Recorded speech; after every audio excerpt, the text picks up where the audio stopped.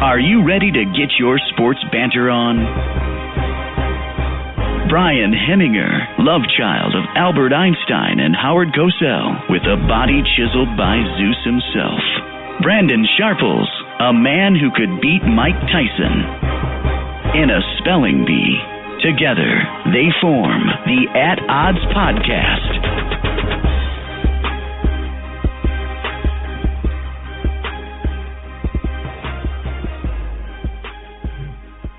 Ladies and gentlemen, it is Monday.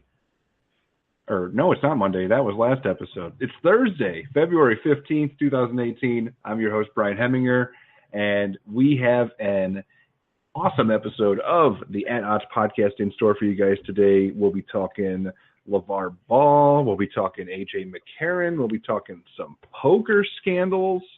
And then, of course, we'll be doing it all with my wonderful co-host, silky smooth Brandon Sharples. Brandon, how you doing tonight, man? What's up, buddy? I'm not doing too bad. Just eating some of this stuff called Yum Earth. It's like an organic sour twist candy that my son got in his bag of goodies for his kindergarten Valentine's Day party he had the other day. I don't know, man. I don't know about these fucking organic shit. You know, I mean, I know that it's way better for you and it comes from more natural ingredients, but it just tastes so much shittier. Yeah. I don't know. I'll tell you what I ate. I grabbed some Jello, or not Jello, the chocolate vanilla swirl pudding. And they're supposed to be like healthier because they only have 60 calories, but I ate 6 of them. Yes. Yeah, you can't just have one. Fuck that. Those are for like little 5-year-olds, you know. We're grown men. Yeah, I know. I had 2 and I was like, you know, those were really good. And then I just went back and there were 8 in the whole box. I had 2 yesterday. I was actually able to, you know, be a good yesterday. And then I had 2 and then I'm just sitting down and I'm like, you know what? That was fucking delicious. I'm going to go grab the rest of those. And I can't because I live by myself and I answer to no one else but me. So. Yeah, man. That was my dinner. That's whatever. 6 chocolate swirl puddings. He says that was my dinner. Yeah. I just had some soup today. Oh man, it was one of those more uneventful days of my life. So one of those days you can never get back. But you just, you just keep pushing forward, dude. But yeah, man, I got. Oh, go ahead. No, go ahead. You go ahead. Go ahead. Oh, I was just gonna say, people have always been telling me I snore a lot, like real bad. So I downloaded this app called Snore Lab or something, and it tracks your sleep sessions. Yeah, he did it too, but I'm worse than him. And I need to grab the results here. It's disturbing. So. Oh, I'm waiting for this. See. Okay. It looks like your score, if it's in the, they said the average person that gets the app, their snore score for like how loud it is 20. And mine was over 200.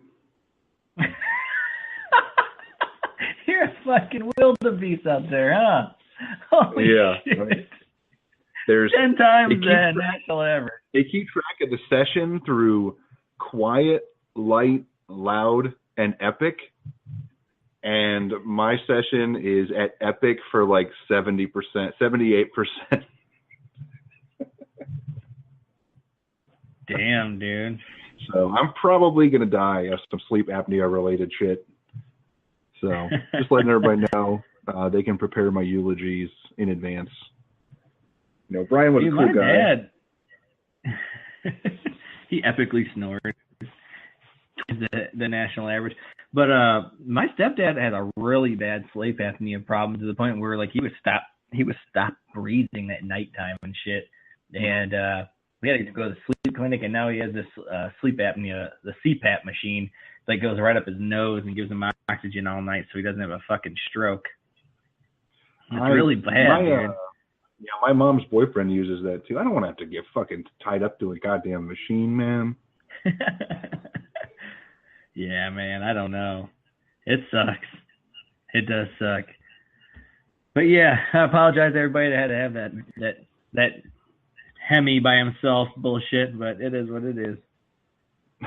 I'm looking up my stuff right now. I got a couple lineups in DraftKings tonight, and they're doing okay. Yeah, they're doing all right. You never know with this bullshit. It's like winning the lottery, winning those damn tournaments that like 100K a winner and shit. It's like winning the fucking lottery. It doesn't. The best players, it doesn't mean anything. They're just putting a shit ton of lineups in and praying to God that it works. Mm-hmm. So, yeah, it's crazy. But yeah, let's talk some. Speaking of the Lakers, the Lakers are playing tonight. Lavar Ball is ruining his child's career with the Lakers right now. And, I think that he might fucking actually ruin his kid's life. Unless his kid grows a pair of balls and tells his dad, fuck you, I'm the ball player here. I'm the one making this money, and I'm not listening to you anymore. You're going to fucking kill my career. Basically, LaVar has been telling openly to the media that he's not going to let Lonzo re-sign with the Lakers once his deal's up, his rookie deal, unless they sign LiAngelo Ball and LaMelo Ball as well. So he wants all the Ball brothers on the Lakers at the same time. Mm-hmm. Fucking ridiculous, isn't it? That's the ultimate bullshit move. First of all, LiAngelo sucks. That dude's garbage. Yeah, that's the biggest problem of all is LiAngelo Ball is not a prospect at all. Like, he's not going to be drafted. I heard that they probably aren't even going to put him in the D League. He's that bad. Like, he is the absolute opposite of a prospect. He's nothing. Like, UCLA lost absolutely nothing when he left the team. And, I mean, he was suspended for the year anyway because of that China stealing bullshit. But they literally, he was not going to be a significant contributor for them. He's not an NBA prospect. How could you possibly hold an NBA franchise hostage over a player that they don't want and that nobody wants? I mean, that is the epitome of bullshit. Yeah, I don't get it, man. LaMelo, on the other hand, is actually a pretty good ball player. He's skinny as shit. He's tall, but he's like super, super skinny. But I would say that I think given the fact that he could probably get some size, he's basically built like Lonzo anyway. He could be an NBA. He is an NBA prospect. He could be really good in a couple of years. Granted that if his dad doesn't destroy him, but his dad took him into like the shittiest league in Lithuania, stuck him in there to just tear everybody up. And yeah, man, I don't know what to do I wouldn't know what to do if I was Lonzo, because I think, he's probably been controlled his entire life by his dad. His dad's like the most controlling father I've ever seen in my life. So he has that like loyalty, and I think it's like a mental fuck that he's got going on. You know what I mean? But I think that at some point, man, you gotta like cut your dad off. His dad's getting out of control. He wants to be like a Kardashian reality star, and he's really fucking up his kid's game, because right now the Lakers don't really need Lonzo anymore. Like, when they drafted Lonzo, they were trying to like rebuild the franchise, and they were trying to center Lonzo in there and basically surround the team with him, like, making him the center point of the team. Well, now they made these trades with like Cleveland and shit, and they freed up some cap space. They got Isaiah Thomas, and I think they basically freed up enough space so where they can actually probably get 2 stars next year. And I think they're going to make a run at least Paul George, and they're going to try and get like LeBron. And if they can't get LeBron, they won't get LeBron if Isaiah's there. Yeah. Oh, they could. I think they can get rid of his ass. But yeah, I think they're at the end of this year. Yeah. So, but anyway, they can, if they don't get LeBron, they still can get Paul George and another star. It's not the same. They're not in the same realm like they were when they drafted Lonzo. So hypothetically, they can just say, we don't want to deal with your dad no more. At the end of your rookie year, you're an unrestricted free agent. Fucking see you later. Pretty much, you know what I mean? And then so Lonzo doesn't have to be, he's not going to be in LA anymore where his dad wants to control shit. He can go somewhere else. So, at a place where they don't want to put up with Lonzo or, Lavar Ball's bullshit. So I think that the best thing for Lonzo is to tell his dad to fuck off and maybe leave the Lakers. You know what I mean? Get away. Mm-hmm. I mean, what do you think? There just becomes a point where if he becomes so much of a distraction, the team is just going to go, it's not fucking worth it. Yeah. I mean, you look at, Johnny Manziel. I mean, he was a decent player. He won games as a starter for the Browns, but the Browns were just like, we're tired of his bullshit. So, they just parted ways. Now, this is a different situation. Lonzo's not going around partying and doing drugs and going into rehab and shit. But, I mean, his dad is literally tearing apart the team. Like when they had that poor stretch where they lost like 8 or 9 games in a row, he talked mad shit about the coach, Luke Walton, threw him under the bus. And Luke is a pretty talented coach. Like, I mean, he's really been a guy that has gotten some of those younger players to rally around him a little bit. He's well liked in the Lakers organization. And then you've got this asshole on the outside. Yeah.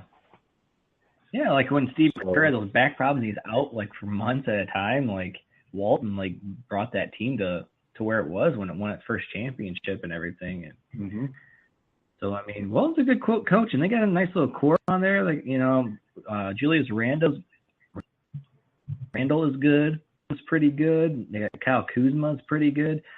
A lot of people are talking shit about Lonzo Ball, saying he sucks. He's he's a bust. He's shooting 32% from the floor. Blah blah blah. Dude, he's not a scorer right now, but he's a facilitator of the game. He played okay defense. He wasn't shitty. There's worse defenders out there, but he was averaging like 10, 7, and 7, which is not bad for a rookie. He was just propped up by his own father, and there's so much hype from ESPN on him that he seems like a bust, but I think Lonzo Ball has a nice future ahead of him. I think he's going to be a pretty damn good point guard in this league. I think he's not going to be what LeVar tries to talk shit about and telling him he's going to be the greatest player in the NBA history type thing. But Lonzo's got a nice future ahead of him, I think, and he just needs to kind of get away from his father and just develop, through NBA, like not through LeVar Ball. And hopefully LaMelo, I hope he doesn't get hindered in his development because of his father, because that kid's talented. That kid's real talented. LiAngelo Ball's whack. He's a not only does he suck at basketball, but he's like stole shit in China. He's just a punk ass. I don't like even looking at him. I don't like looking at LiAngelo Ball. Every time I look at him, I'm just like, you're a fucking bitch. I just want to punch you in the face. Like that's when I think of him. And then when I see LaMelo, I'm just like, you're just a little kid, man. You know what I mean? He's got that baby face. Like I have no problem with him. He's just kind of like living in that fucking shitty household with his dad. And then Lonzo's always been pretty respectable to the media. He's never really, been cocky or anything. It's all been his dad. But LiAngelo, dude, he's just like a bitch. He just looks like that dude I would not like. I'm worried about LaMelo too. I mean, yeah, that's what I'm saying. He's not even playing basketball. He's not even going to play in his senior year. So, I mean, actually, it's his junior year. Like he skipped out for basketball his junior year. Now he's off at 16 years old playing in Lithuania. Dude. He's not even getting to be a kid. Like he's already being forced to play. Like even LeBron played through his senior year of high school before he jumped to the pros. So, this kid has no childhood. It's how much bullshit is that? You can't be a kid. Now he's basically got to be a pro starting at 16. It's like child labor. Yeah, and then you're putting him in Lithuania, taking him away from his friends and shit. Like, the fuck, man? LeVar is such a piece of shit. I used to have up and down thoughts on him. Remember, one of our first episodes, I trashed him for the way we talked about him a lot, about the pressure he was putting on him. Yeah, which was always true. But then I started thinking, man, this dude's kind of smart because he's selling these sneakers and he's kind of like taking control of he's taking control away from people that are used to having all the control. But then, like, he just got overwhelming with it, and it was like, I'm back to like, fuck you, Lavar Ball. You're ruining your kid's life. And when you took your kids over to Lithuania, and then you're trying to hold the Lakers hostage, they'll kick Lonzo to the curb, and they don't need him anymore. They got Isaiah Thomas, who I'm not a big fan of. I think he's overrated too. But they got Kyle Kuzma and Isaiah Thomas, and they're trying to get Paul George. And like I said, if they can get LBJ over there, and you never know, man, who they even draft this year. So they don't need Lonzo, man. So yeah, that's my take on that, man. I just think LaVar Ball, and any parent that acts that way, I'm hoping that we don't see a bunch of LaVar Ball clones now. You know what I mean? Thinking they can create their own shitty little fucking cheap shoes and sell them for $500 and telling their kids that they can't, pulling them out of school and sticking them in fucking Germany to play basketball, something like that. He's gonna start a trend amongst these psycho ass fucking parents, and I just don't like it. I don't like what he's doing. He's a douche. He's annoying. I don't like the way he freaking shakes his head. He's like, he reminds me of like fucking Bill Cosby, when he's he's on those commercials shaking his head about gelatin and shit. You know what I'm talking about? The pudding is going in my mouth. God. There, it all comes back together after I ate those 6 cups of pudding. Oh, yeah, shit, I forgot you did eat all this pudding. I do love tapioca pudding, man. I always have rice pudding and tapioca pudding. It wasn't tapioca, though. Yeah, I know you got the chocolate with the vanilla swirl or whatever. But I have those two for the kids. But I tell you what, man, I'm always with the fucking tapioca and rice pudding. Get rice pudding. It's fucking banging. I love it. I really like it. I like the texture and everything. Good shit. I'm hungry now. Dude, I'm in the major mood for barbecue. I've been watching Man vs. Food. Secondly, when the fuck did Man vs. Food change? When did they change lead characters? Oh, the guy left the show? Yeah, it's a new dude. He's kind of weird. Do you know what he looks like? He looks like the dude you would see at a local tavern in some small town that's always fucking hammered. He looks like the town drunk is what this dude looks like. He's not the original guy's name is Adam. I don't know what happened to Adam. This new guy is just some ginger-haired, parts it down the middle. He's just fucking weird. He just looks like he's always hammered. He looks like he just drank a bottle of Jack and then he came on the show and I've seen some of his eat challenges and he just gives up. Compared to Adam, he just sucks. His showmanship sucks compared to Adam. I liked Adam way better. I don't know what the hell happened to Adam. I don't know if he got bypass surgery on his stomach and said I can't eat this shit no more. I don't know if he had producer problems.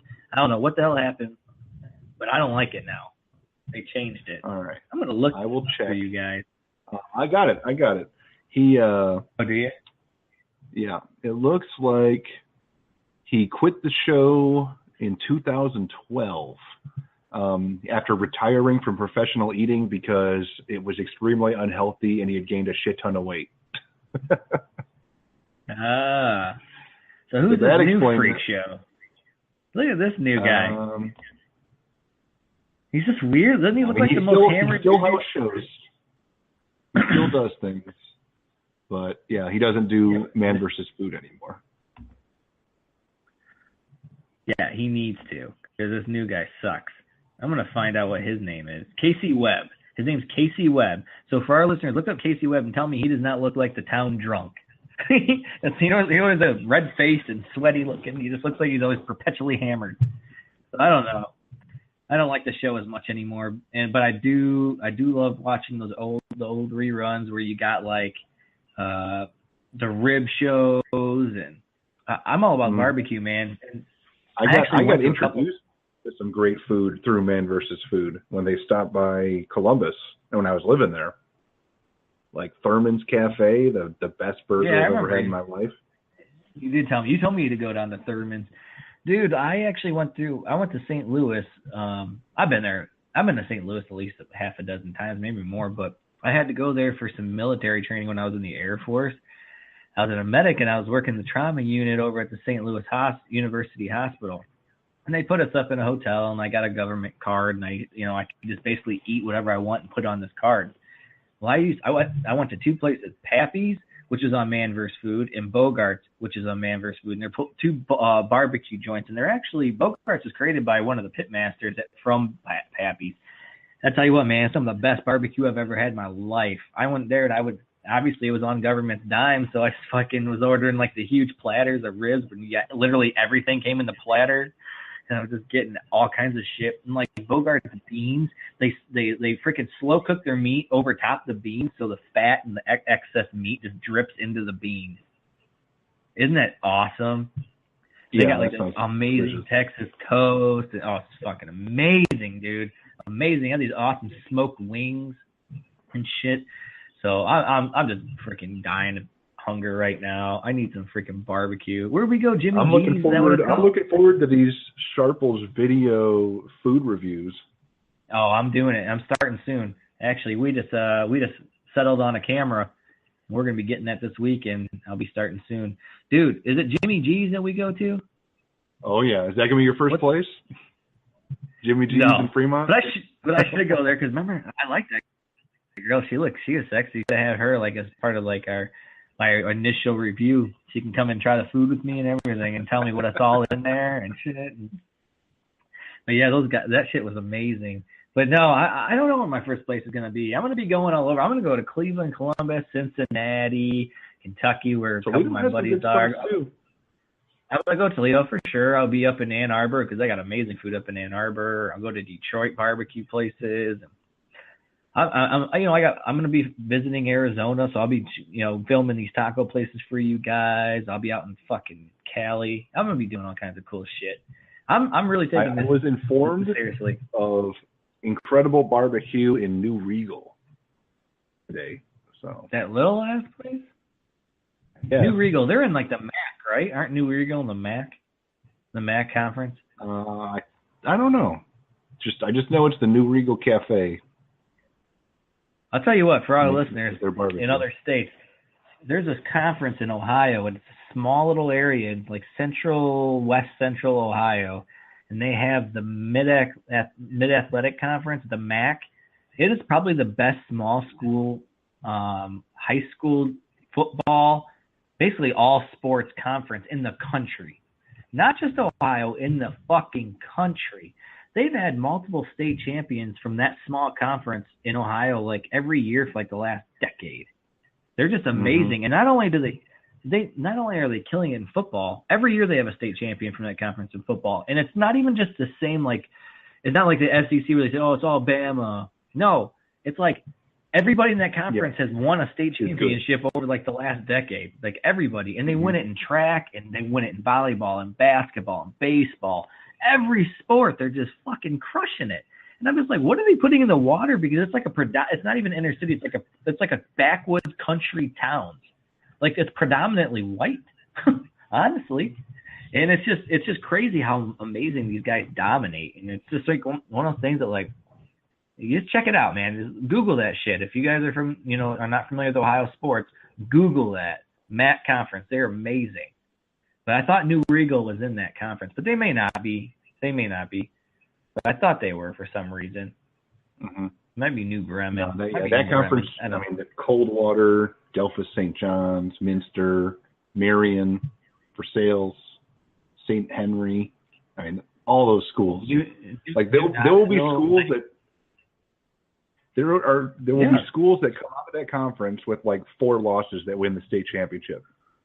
Like I think Minster did. Minster was like 7 they're like 8-5 or like 7 No, I picked against them every time, not knowing. They were like 6-5 going to the state title. Yeah. They were like, and they didn't just win; like they were crushing everyone. Yeah.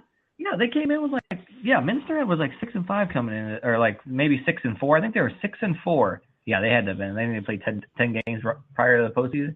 Minster was 6-4 this year, and they murked everybody in the state playoffs and just ran through it, and they crushed in the state finals. And they were 6-4 in their conference. That's because their conference like spans over like 3 divisions, and they're really good. Everybody, Marion Locals won like fucking 5 straight state titles or something like that. It's ridiculous. It's it's just crazy what they do, and it's like I said, all sports. Like even they got like a town, like a little city called New Knoxville that's like won basketball and football. It came out of nowhere, and it's crazy. It's pretty crazy. But enough of that. What did you think about what do you think about the Browns might be signing AJ McCarron now that he's basically won his appeal to become he had a grievance to be an unrestricted free agent. I don't know what the exact reason. Why weren't they letting him be one? What was that about? Okay. Oh, were they trying to franchise from 2014. They had him. They said it was a non-football injury list or something. So they basically got an extra year of control with him. And he filed the grievance to say that he should have been put on the injured reserve. And they basically gamed the system to keep him an extra year, and he won the grievance. So that's how he is. Now he's an unrestricted free agent, so the Browns or anybody can go after him. But you know it's going to be the Browns because Hugh Jackson is in absolute love with A.J. McCarron. The Browns almost traded for him during the regular season, giving up more to get him than the fucking San Francisco 49ers gave up to get Jimmy Garoppolo. Just think about that. Yeah. 49ers gave up a second-round pick. The Browns tried to give up a second and third-round pick for A.J. McCarron. And that was just for half a year of control. Well, I guess a year and a half if that grievance. He didn't play in 2015. That's the thing. Like, he only played in 2015. He completed like 66% of his passes. He had 6 touchdowns, 2 interceptions. QBR is 53, nothing exciting, 97 rating. The problem is, like, that was 2015, and those are okay numbers, but they're against mainly the backups. He didn't really get to play much. And then he played a little bit in 2017, but he only attempted 14 passes, and he only completed half of them. No touchdowns, no picks. Like, his QBR was 18. I don't quite understand where this love for A.J. McCarron comes from. I don't hate the guy. I like Alabama, but I'm an SEC guy, but I don't understand where a lot of these. I'm seeing Browns fans on Facebook like excited about this, and I'm just like, what the fuck are you excited about? Like, you've been mediocre at quarterback for so long. Why are you excited about bringing in a worse quarterback than some of the guys you brought in the past? He's got a worse resume than Hoyer. He's got a worse resume than fucking McCown. He's got a worse resume than a lot of guys that came in and played quarterback for you guys. So I don't really understand why people are like pumped to get him just because he has a relationship with Hugh Jackson. So what? Hugh Jackson's garbage. Hugh Jackson is a garbage coach. I don't fucking understand how you can win one game in 2 years and still have a fucking job. Like, I'm even one of those guys that kind of, sometimes I wouldn't mind giving a guy an extra chance or an extra year to see what he has, but I think the Browns had a pretty decent squad this year, and he still won 0 games. He won none. He went 0-16 and embarrassed the city of Cleveland with a pretty fucking decent record. Not a great one, but enough to win a couple games. And they weren't even competitive. They had a good defensive line, a good offensive line. They had good running backs. Yeah. They had good tight ends. Their linebackers were pretty decent. I mean, their secondary wasn't very good, and their receivers weren't good until the end of the season when Gordon came back. But I don't understand how you could suck so hard with the talent that they had on the roster. Do you know they officially renamed January 31st Hugh Jackson Day? They what? They renamed January 31st Hugh Jackson Day. Why? 131. Oh, Jesus, that's hilarious. That is hilarious. Yeah, I don't get that whole A.J. McCarron thing. I really don't get it. Yeah, I don't get the love affair either. I mean, I would have been perfectly content if they could have got Garoppolo, but they didn't. So, like, don't throw in. I mean, if you want McCarron that bad, get him, but don't break the bank. The Browns have more cap room by a ridiculous margin this offseason than any other team. Like, I think more than $30 million available than any other team, even the shittiest team with the most cap space, other than the Browns. So, yeah. please. There would have been something. Don't throw down the Jimmy G money to a guy that is at least Jimmy G went out and won 5 games in a row to earn his contract. If they give he never AJ lost McCarron, a start. Yeah, if they give AJ McCarron even a quarter of Jimmy G, I'm going to be pissed. The thing is, like, there had to have been something behind the scenes for Jimmy G not to go to Cleveland because they offered more. I just don't think that Bill Belichick wanted him to go to Cleveland. I think that he probably did. Right by him. He liked Jimmy G, and he didn't want to subject him to Cleveland. I really think so. Because he wanted to keep Jimmy G as his quarterback. Yeah, why not? I mean, dude, I'm eating some chocolate right now. It's so fucking good. I was talking about all that barbecue and shit. I'm like, I'm too hungry. What's the closest thing near to me? But, no. Remember, I was a huge Jimmy G fan. I'm not trying to act like I know everything. But that I saw. I have no problem with the contract Jimmy G got because it's going to lock him up and he's going to perform for you. I know about AJ McCarron. I feel like he's got kind of a weak arm. He doesn't run particularly well. You don't know about his leadership because you don't see his leadership. He hasn't had to do anything in the NFL. I don't know anything about that. So I'm not really sure what he brings to the table to where you can give him any money, like anything other than maybe a 1 or 2 year deal. Like what? He's going to end up getting signed for 4 or 5 years. Some fucking bullshit. You know what I mean? Mm-hmm. He's going to get overpaid for nothing. He's thrown 6 touchdowns and 2 interceptions in the last 3 years. That's crazy. I just don't get it. So, if I'm the Browns, I would not sign him. I would try and go through the draft, which a lot of people think. A lot of people want that Allen from Wyoming. Why? Why do you want Josh Allen from Wyoming? I don't get it. I think a lot of people just parrot what they see, and they want to be like, oh, I called it. He's from Wyoming, but I called it. No, you don't know what the fuck you're talking about. He's wildly inconsistent. He's wild on the routes. He misses constantly. Yeah, he's got a fucking cannon. He's got a cannon, and it's one of the bigger arms that you've seen in the last decade. Yes, he does have a monster arm. It's like Kyle Boulder had a monster arm. This guy misses constantly. He's a statue in the fucking pocket. He runs. He's not. People trying to compare him to Carson Wentz. Let me tell you, the people that are trying to compare him to Carson Wentz they've never seen Josh Allen fucking play. I guarantee they've never seen him take a snap in fucking anything ever. They may have YouTubed his ass, but I guarantee you they've never seen him take a snap. And they don't know what the fuck they're talking about. Because Carson Wentz does not look anything like Josh Allen on the fucking field. I promise you. So who do you think's the best quarterback that should be taken in this draft? Sam Darnold. Sam fucking Darnold. Yeah. I'm going to tell you right now, Sam Darnold, and I don't miss much on quarterbacks. I really honestly don't. That's my favorite fucking position. And I just watch in awe. Every time I watch, I just break that shit down.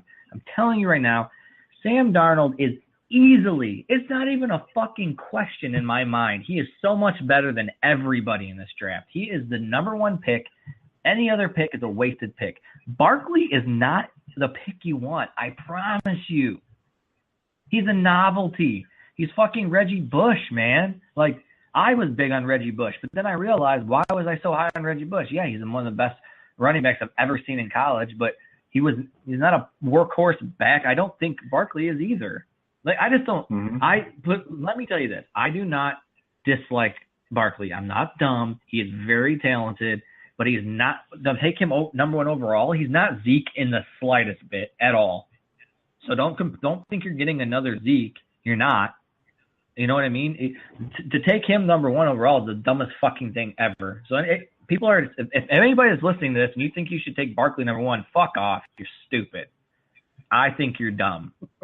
But so I'm going to break down Darnold for you. 1, his release is fucking amazing. He's got the quickest release in this fucking draft class and one of the quickest I've ever seen. He had a shitty offensive line, and he didn't have that many playmakers this year at USC. So he was working with a lot less than what people were thinking because they were so overhyped preseason. They're you know, people are talking about them being in the playoff and shit, but they lost a lot to the draft. And Juju Smith-Schuster was a huge playmaker they lost, and they lost a lot of people on a lot of depth on the offensive line and the defensive line. I mean, it was just it was one of those things where people just don't take into context what was going on. Like, he didn't look good against Ohio State. Yeah, because his line is garbage, and Ohio State's defensive line was one of the best in the country. He had no time. He was getting mauled. But you know what I did notice? Him escaping, getting out of the pocket, and making some really nice throws that were dropped. And you know what? All he was trying to do was win the game against Ohio State. He was trying to make plays. And he knew that he had no time and he had to make plays, and they were getting beat up. And Ohio State was running the ball like at will against USC. So, like, he was just trying to make plays. He's a fucking gunslinger. All these comparisons to Favre from other quarterbacks, and I'm telling you, Sam Darnold is Favre. Sam Darnold's Favre. Sam Darnold is amazing quarterback. If you want a quarterback that's going to make all the throws, does he have the strongest arm in the draft? No, Josh Allen does. But he still has a strong enough arm that he's going to compete with all the quarterbacks in the NFL now. And he's a gunslinger. He'll fucking make those plays for you. He throws amazing out of the pocket on the run. He's probably the best on-the-run quarterback I've seen in a long time. So he runs amazing. He throws amazing on the run. He's not afraid to fucking throw the ball. He's smart. He's got great leadership qualities. He's fucking big. He can run. What more do you want? Just because he has all these turnovers? Yeah, he has all these fucking turnovers because he's trying to make plays to win the game because he's all they had. That team was overrated as fuck. So Sam Darnold is the pick. And if you blow that pick, go ahead. But Sam Darnold's going to go tear shit up for somebody else. And then the Browns are just going to have another quarterback on their list that they fucking passed up. Go ahead and pick up fucking Josh Rosen. Because he's overrated too. He's not that good. But I'm telling you right now, Sam Darnold is a franchise, multiple Pro Bowler, future Super Bowl winning QB if he stays healthy. He's that good. He was not overhyped. He was hyped exactly where he needs to be. He was just trying to make plays. I'm telling you, just watch it. Watch those games if you can. If you can go back and watch some games of Sam Darnold, he's just trying to make plays when there's nothing there, when he has to. That's where the turnovers come from. The line sucked. His running backs were weak. They're just speed guys. They're speed guys. He has no power running game. They're running they're trying to run a pro offense with like spread guys. So I'm telling you right now, Sam Darnold is the guy you need to pick. End of fucking discussion. Okay. End of discussion. Good. So let's move on to the final topic, and this is the one I want to hear the most about because I know the least about it, and I know that apparently you're the expert. There is some shady shit going on with online poker, so I want to hear everything you've got to say about this one, Brandon. So take it away, man. All right, I play a lot of online poker. I play at America's Card Room, which is, as everybody knows, online poker was declared illegal in the U.S. on Black Friday back in 2010, I believe it was. They called it Black Friday because it was a Friday, and they shut all the Americans out of online poker, and Full Tilt got fucking indicted on all kinds of federal charges, and they were running basically like a scheme where they were taking players' money to pay themselves, and it wasn't enough in the pot to repay everybody. So say everybody at once wanted to get all their money off, they didn't have enough money to keep them because they're paying themselves outlandish salaries, and they're paying all this money for these pros to wear their shit in tournaments and stuff. And it was just a fucking mess. And a lot of people didn't get their money back off of Full Tilt. I was one of them. I think I lost a couple thousand on there because I just never got it back from them. PokerStars is cool because PokerStars, American players obviously got cut off of their site too, but they cut a deal to pay back American players, and they did pay them back, but Full Tilt didn't pay them back right away, and I don't know if they ever did. So at least not me. So anyway, what's going on is you have all these overseas sites started popping up that were servicing American players, which is illegally, but what they were doing is people were putting on money, and when they would charge your bank account, it comes up as some overseas furniture store or some overseas they have these shell companies that they bill you through, and that's what comes up on your billing statement for the bank. So the banks don't reject these, and the banks don't keep you from putting money on these. So it's shady as fuck for one. And then when you would like get these checks, I would get checks from like Canada and Singapore and shit, and I would always get questioned on them by the bank until I started being able to. You can use your phone and you can deposit via your phone, taking pictures. Well, the problem is Canadian checks have an extra routing number, and a lot of times it would reject these checks. You'd have to go to your bank. If you got the ones from Singapore, they would go right through. So I would always pray to God that these checks would be from Singapore. Well, now I do everything through Bitcoin. So I will deposit on there with my debit card, and it will bill my bank like some bullshit from overseas, like fucking some knitting supplies or something stupid. But when I cash out, I always cash out through Bitcoin, and they'll set it to my Coinbase account, and then it will be and basically I put it directly to my USD, which is like my actual money. And so it goes there and it sells like all the Bitcoin and gives me cash. And then so when I direct deposit it into my bank account, it comes up as Bitcoin. So it's perfectly legal. And that's how it works. And I do claim this shit on my taxes. So IRS, I'm sure, is going to listen to this. I claimed it on my taxes this year. So anyway, what's going on is these companies are a little shady, as you've now heard how they run their business. And what's going on is there's these programs called bots, and they're bot programs that a lot of people use these, and they'll go on these tables with their own bots. And these bots are like computer programs that play poker. They're not real people, and they play like through a certain algorithm, and these people are knowing the whole cards of these bots, and it's just like they're multi-counting. You're not supposed to have multiple accounts playing at one time. There's that's going on, and they're running rampant. These bots are rampant. They're throughout the tournaments, throughout cash games. It's just fucking insane. And what's other loophole that's going on with the tournaments is, for some reason, ACR, America's Card Room, has this late registration period, and it's literally runs like right up to about where the bubble is. So say they pay out 188 people. Well, their late registration runs so late, by the time that late registration is over, you're only like 50 to 60 people from cashing. So you get a lot of people that wait until the very last minute you can register for the tournament. They'll register, and they're basically already cashing. And what they're doing is, the way that it's set up on ACR is that when you late register, it sticks people in order of late register on a table. So if a bunch of guys collude together and they all register at the exact same time, they'll all get stuck on the same table together. So say there's 4 or 5 of them. So they got 5 guys that are colluding with each other that literally automatically get placed on the table together.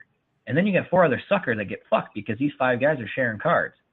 And then the other 3 or 4 guys that are at the table are getting demolished because half the table knows what the other guys got. And they're just fucking killing each other on that. So it's like there's like a loophole that America's Card Room refuses to fix.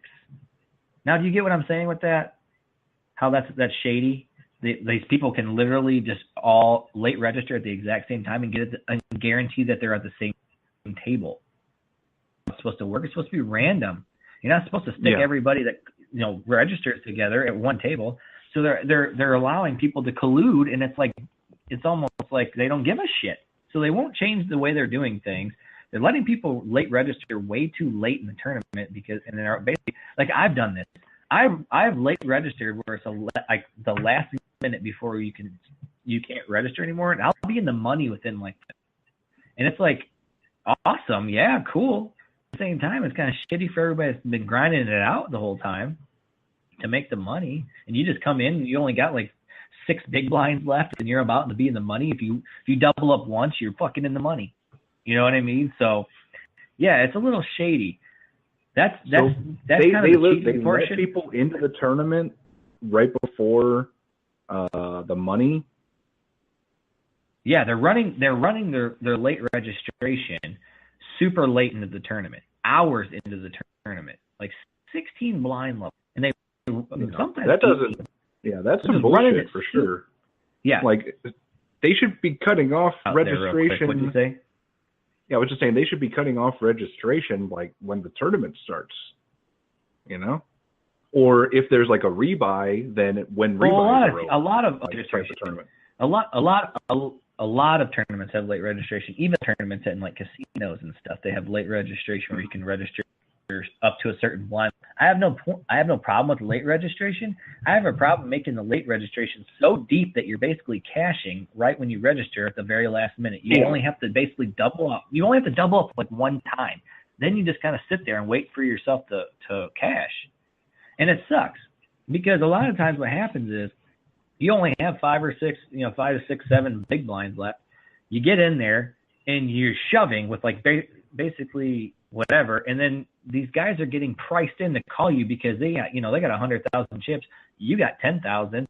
It costs them basically nothing on their call. They call you with like 6-4 because it's fucking the right odds and it's the right thing to do. They're getting the correct odds to call you, but you woke up with ace king or kings or aces, and then you double up and boom, you're right in the money because you play right. You're in the money pretty much. You just got that one double up.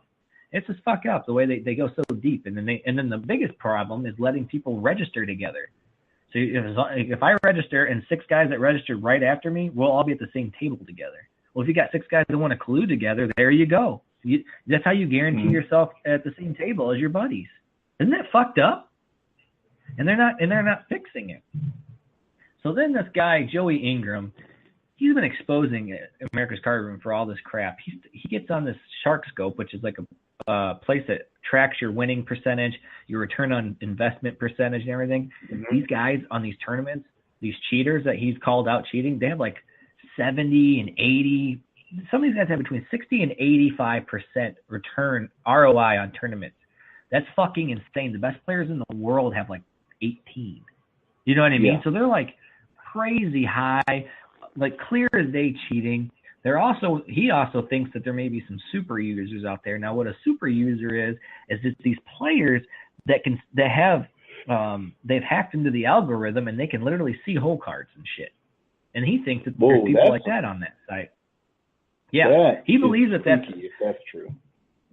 Yeah, he thinks that's true because he says there's no fucking way these people are having like playing. He says he's gotten percentages on these guys are going in and like 5-10 cent PLO, like low stakes and like cashing out a couple thousand a month, and their fucking cash rate's insane, like way higher than the average everybody else. They're just killing it on there, and they're always like Eastern European accounts and shit like that. And there's these bots that play together, and it's just shit like that, man. It's just basically just watch yourself. If you play online poker still, just watch yourself. If you just watch what's going on, start paying attention to what happened. Another thing that they do is when you get to these late registration guys, you'll start seeing them tank. So it'll take like the full amount of time to make decisions from the start of they late registered, because what they're trying to do is they're trying to get everybody knocked out so they make it in the money. They're trying to cash quickly. And then they're trying to basically, these guys aren't even trying to win the tournament. They're just getting in late, and they're all like taking their full clock to make decisions, and they're basically passing chips back and forth, and then they cash. And that's how they make their money. They're just trying to min cash at least, make money, and if they can go farther, they go farther. If not, they're supposed to do, and they got their cashes.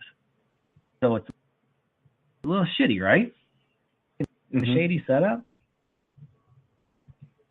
Yeah, that's some bullshit. I think I think some big players should be looking into that. Well, Joey Ingram's been looking into it, and like you should see the CEO of this America's Card Room. I can't even believe that I still play on it, because this dude looks like the fucking dude that you'd be playing in a garage with, like from Oak Harbor, Ohio. Like, this guy does not look like a CEO. He doesn't talk like a CEO. He looks like a dude just started some shit out of his garage and it blew up. He's fucking retarded. He looks retarded. He acts retarded. He dresses retarded. He looks like the dude at your local grocery store. We're sitting at the end of the bar. And I'm like, this is the guy. The one thing that ACR does better than everybody else is I've never had a problem with the payout. They're amazing at paying their players. They're not trying to financially fuck you on like not paying you, taking forever. They're pretty quick about payouts. Everybody, that's their number one thing. But their security is terrible. Yet I'm telling you, these bots, they're fucking bot programs, and they test these bot programs in free rolls, right? So they stick these guys in free rolls. They see how well these bots work and how well their algorithms are working and everything, and then once they figure out that they're working pretty well, they start moving them up to like these 5-10 cent games, which doesn't sound like much, but you can grind out $100 a day on these. You know what I mean? And that's what all they're doing. They're just trying to win a couple thousand a month, and they're undetected. They're not trying to jump up to 5,100 PLO. They're not trying to fuck people out of 100K because then that draws too much attention. But there are bots and some pretty decent bots. Like I play a lot of Limit Hold'em. I never used to, but I do now. And I'll notice that these players, they don't talk in the chat. They're from different countries. They're just like clockwork on the way they do things.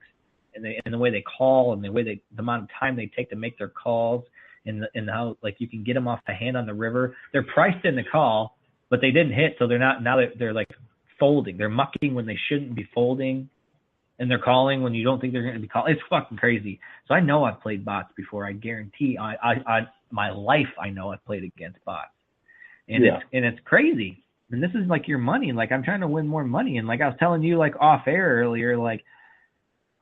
Too much defying mathematical logic happens on these online poker sites, and it's a little scary. Like I know a lot of people can't stand losing, so it'd be like, man, I got in with aces and I lost to queens, man. Like, yeah, that happens to everybody. It's called variance, and it does happen. And on the flip side, all these players it keeps happening to them, and they're starting to get a collective database of hand histories, and these hand histories are starting to show that mathematically they are not holding up. To like, mathematically you're supposed to get aces cracked every so many hands, right? Well, this shit is not the mathematical odds are not playing out in the favor of ACR. There are other players are for the favor of ACR, and people are like, well, why would they do that? Because they get fucking more rake when they make these pots. Like another thing that people are starting to realize is, and it's kind of becoming glaringly obvious at this point, is these flops. And these hands are like built for action. Every fucking hand, there's at least two people that can play a fucking monster pot, and it's crazy. And they think that the algorithm is programmed to create action. And that's shitty. Because there's always going to be somebody who's going to be losing their ass. That's why you see so many swings. But what it does is it creates max rake all the time. On top of that, it creates basically an addiction to gambling when you win these big ass pots, but it also creates like a situation where these people that keep losing, they keep depositing more money, and they get more money on the site, so they're getting more rake, more money deposited. People with bigger swings, so they're going to play more. You know what I mean? So that makes a lot of sense, and I see it firsthand. And like countless times I'm going in deep in the tournament. It seems like the chip stack. Say I have aces, right, and I have 67,000 in chips, deep into a tournament, and I go all in, and the dude with 125 calls me, 125K calls me. He's got me covered, basically by double. But I have aces, and he's got fucking ace queen, or he's got sixes. Dude, too many times to count. Defying mathematical logic, these spike to 5 to 6, or they'll get Broadway. Just something fucking crazy happens.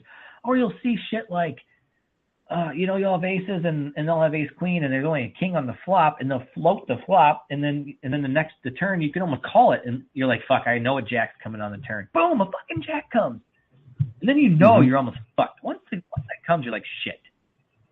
I think this algorithm's going to fuck me because the 10's coming. And the 10 comes. Shit like that. And it's getting strange because in the comment sections of these videos on YouTube, and we'll share these videos on our podcast site in Belly Up Sports, and you can just take a look at these for yourself. It's very interesting. Even if you don't play online poker, it's really interesting to see what's going on, even if you just want to see a scandal. But these players are starting to realize that what's going on with these like hands, and they're starting to share their hand history. And and they're making comments, like there's hundreds of people saying the same thing that I've said.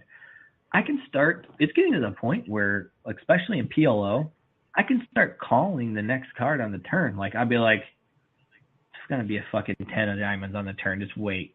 And boom, it's right there. It's crazy to me. It's like I'll go in behind in the tournament and I'll be like, I got this dude covered in chips. It's deep in a tournament. I almost feel like you get that feeling like, dude, I'm going to hit because it's like almost like I'm destined to beat this guy. Like, you get this feeling of destiny. You get this feeling of you can call the cards. It's almost like you figure this algorithm consciously in your head. And it's getting a little shady to me. I might cool it a little bit on there. Yeah, sounds like you need to take a break. Yeah. And I've done pretty well on there. You've seen me. I've gone deep in tournaments. You've watched me play, and I've done plenty of times where I've turned $50 into $1,500 in one day, and but I've lost too. I've lost. I'm not saying I'm perfect every time, and I've lost too. But even in like the other day, like I turned $50 into $1,200 to catch out 1,200, and I still had a couple hundred on there. But granted, I had a great day. I had a great couple of days. It was like over a span of like maybe like 36 hours, something around there, maybe less than that, maybe like 30 hours. But basically, I should have won way more. I still had crazy shit happening like over a period of time, and there's like these couple players at my 10-20 limit hold'em that I was playing. There was a couple players that were just playing like back and forth like clockwork, and it just seemed a little shady to me. And I actually left the table. I got up a couple $100 and I just left that table. I'm like, this is just doesn't seem right to me. And that's shit that's been going on with online poker. There's also sites like Ignition, which was taken over. They took over Bovada's poker. You don't have screen names on that site. It's straight numbers. So when you get on the table, you're 1 through 6 if you're 6-handed, or you're 1 through 9 if it's 9-handed. And if you're a tournament, you're player 972. You know what I mean? Like you're assigned a number. So you never know if you're playing the same guy ever. So like say I'm on American, I keep playing the same stakes, 3 low, 10-20 limit, 50 limit. I see the same on those guys. Which makes this kind of 3-bet on this search and flop, blah, blah, blah. You get it. You make notes. You create a database of information for these players. Well, on Ignition, how the fuck are you going to do that? Player 2 fucking 3-bets 72% of the time. Yeah, well, what happens when you leave that table? You come back, that note's not going to be there. You can only make notes for that session of that table. The notes go away. They clear. They don't stay with the player. So that's a little shady. So these bots can just get together and you'll never know. You'll never see the same screen name. It's shady as fuck. And a lot of these bots are programmed from Eastern Europe. They're Eastern European programs. And it's running rampant. Russians, fucking cheating Russians. I'm not saying Americans don't cheat, because they do, but it's easier over there. So yeah, man, just take a look into it. I'll give you guys the links on this shit. It's pretty intense, actually, once you start watching these YouTube videos of what's going on, and it's at the point where like I kind of want to get them. I want them to get fucking shut down almost, because it seems like, think about this, man. They have to basically launder their money to get this company working in the United States. They have to launder it through these shell companies and shit. And who has the resources and time to do that? Organized crime, right?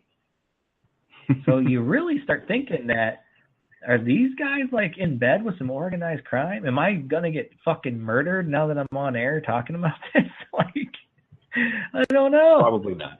You don't know. You don't know. Probably not. Problem is, at the moment, it's a lot of hearsay. Well, there's what's going on from what I'm saying, because I'm not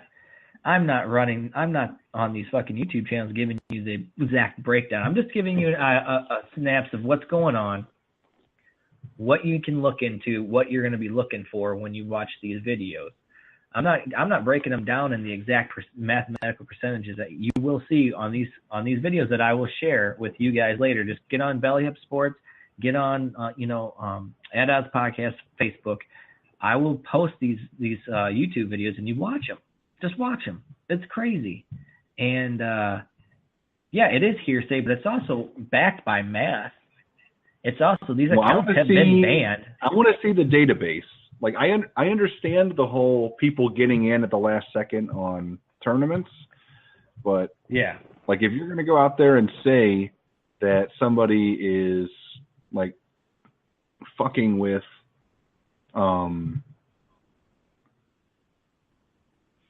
like the algorithms, the one thing, like the one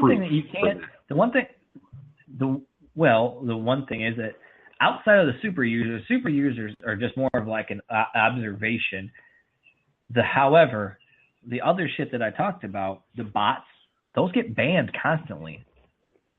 Even in the videos, there's 15 accounts that he talks about 15 accounts that got banned. They banned accounts.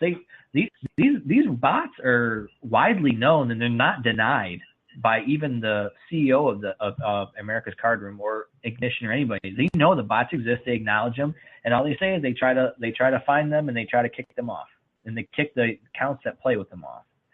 So, yeah, I mean, it's basically this is all truth. The super user is the one that, yeah, you are right. You will need more proof on that. But think about this. There's a lot of overlay on these tournaments, and there's also like the other day, Sicilian missed its million mark by like 186,000.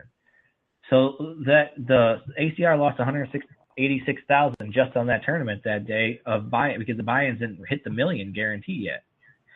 So a lot of people think that this is just hearsay again, but people aren't starting to not doubt that maybe America's Card Room has their own bots. They have their own players playing, because they try to knock some of these bigger kids out at the end of, at the very end. What better way to get away with, $186,000 loss than having your bot or your guy that's playing for you take down the $179,000 grand prize, right? Mm-hmm. And nobody can ever prove any of this shit. That's the scary part. It's extremely hard to fully prove and to prosecute. You know what I mean? You have to you can read between the lines, and it almost becomes obvious. But the legality of it is that they can't prove without beyond a reasonable doubt. Like, you can't do these offshore places, and it's hard. It's hard to prove anything. So basically, you just, like guys like me that play all the time, you're basically just at a point where you just want to, hope for the best. You gotta hope for the best. So the only thing that keeps me coming back is that addiction to cutting $1,500 checks off of my Bitcoin because of poker. You know what I mean? Or like, say I pay child support. I pay for everything with my kids, so it's nice to have that extra $1,000 a month. So that's what keeps me coming back. But I think that the reason that it doesn't affect me as much as it affects these professional players is that my style is I have a quick hit. I run my bankroll up extremely fast compared to the average player, because I overextend my bankroll. So say I have $100 on there, I will play all 100 at one table, which is the fucking huge no-no if you're trying to build a bankroll. But I can run my bankroll up extremely fast. So I'll go from 100 to 2,000 in a couple of days, maybe even one day. Whereas other people say they have 100 and they're starting to grind it out at the 5-10 cent fucking PLO or something. It'll take them a fucking, an entire couple months to run it up to 2,000. If they're doing things right. So I don't think it affects. I don't have the longevity. I'm constantly cashing out and I'm starting over. Does that make sense? Well, yeah, we've got a guest in the chat room. He wants to know, can't the sources be traced? With the accounts? Yeah. You're cutting out, Brian. I can barely hear you. Oh, crap. Looks like we might be having some... Yeah, I'm here. Okay. They can't be traced. Well, what happens is these bots can only be traced through like basically observation. These security teams or other players observing shady play, and then they start digging into their ROI percentages. They start digging into how many hands they're playing versus folding. Is there like a consistency in their play? And they just get banned that way. Like, it's really hard to trace these accounts. And yeah, you could probably trace them back to IP addresses, but dude, you can scramble IP addresses. You know, these guys that make these bots, they know what they're doing. You know? So, but the late registration, that's just a loophole. You don't even have to be smart. You don't even have to have bots to do the late registration loophole. You just get together with 4 or 5 guys and be like, hey guys, hit register right now. Boom. Everybody hits register. They're at the table at the same, all together. And then, you know, it's 4 or 5 of them. Then they got the other 4 suckers at the table with them. And it's literally that easy. And America's Guard Room has literally done nothing to fix that. Yeah. So that's a huge problem. So no, you can't trace them really, because what are you looking? You never know. These bots have their own screen name. They have their own email address. They have their own contact information. They have their own IP address. So you just got to track them through play. And if they're doing shady shit, or if they're literally playing like a fucking robot, and then you get people complaining and saying, hey, check into this. And then that's how they look. And they basically ban them from there. But there's thousands of bots, and they've only banned like 15 accounts linked to a bot. You know, so it's like, it's shady. It's hard. It's really hard to catch them. And that's one of the things that I don't know if you'll ever be able to catch them. And on the flip side, as far as say ACR is in on it, I'm not saying they are. I am not slandering their company. This is all open Shark Scope, all these stats that I've thrown out there. I'm not saying that they're cheating, but if they were to cheat, there's no way to really know. You offshore company that basically launders money through these fucking shell companies to be able to get your money on there, and when you get your checks, it's from like some bogus companies if you do it by check. Yeah, dude, like you're hoping that people that do that are good enough people to not fucking have their own super accounts. But they gotta try and make their money. And when they're, like I said, it seems like each Sunday Million has not hit the million marks. They're losing 180K per tournament. It may not seem like a lot because they make a shit ton in rake, millions in rake, but it's still, you know, they don't want to take that hit over time. In each tournament that doesn't, you know, hit its guarantee, that's, you know, that's some serious shit. So I would say that it makes sense for them to want to do that. Over time, they're going to have to try and make that money somewhere. So, yeah, let me put it this way. I would not be surprised if I ever hear that ACR, any other of these online offshore companies are doing some shady shit. So that's my point. And they're letting these bots stay on because you know what these bots are doing? They're because they don't have enough players to fill these fucking guarantees. So they're letting these bots in because these bots are paying their entry fees through their accounts, you know what I mean? So they're paying the $265 to get into the Sunday Million, and that's what they need. They don't care.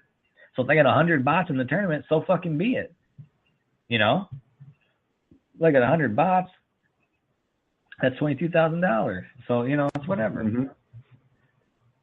So that's, you know, they're trying to make it up. So yeah, that's basically it. That's all the info I got. His name is Joe Ingram. He's on Facebook, or he's on YouTube.